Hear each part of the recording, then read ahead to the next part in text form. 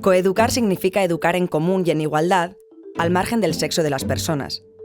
Significa detectar todos los roles, conductas y estereotipos asociados a lo masculino y lo femenino, ser conscientes de ellos y poner en marcha las medidas necesarias para eliminarlos de nuestro imaginario, nuestro lenguaje y de nuestro comportamiento.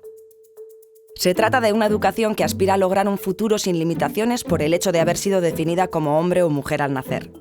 Todo esto plantea retos, a nivel de metodologías educativas, proponiendo una educación mixta que respete espacios específicos y comunes, que promueva la coherencia interna entre aquello que se siente y se hace y la implicación del entorno, basada en el respeto a la dignidad de todas las personas.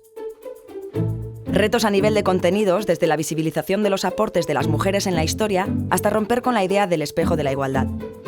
Retos a nivel de cómo nos comportamos y relacionamos con quienes son diferentes en términos de diversidad sexual o de género, con el fin de poder impulsar relaciones afectivo-sexuales basadas en la convivencia y un trato positivo. Todavía nos queda camino que recorrer y pasa por un trabajo de toma de conciencia de mi currículum oculto, eso que me sale sin pensar, lo que considero natural y no lo es tanto. Pero si queremos transformar algo tendremos que adquirir compromisos personales para cambiar nuestra mirada, nuestra forma de relacionarnos, nuestras ideas sobre los chicos y las chicas y nuestra forma de comunicarnos. Y partiendo de la propia transformación, tenemos que aspirar a realizar cambios en torno a lo que se hace a nivel de los centros educativos o asociaciones.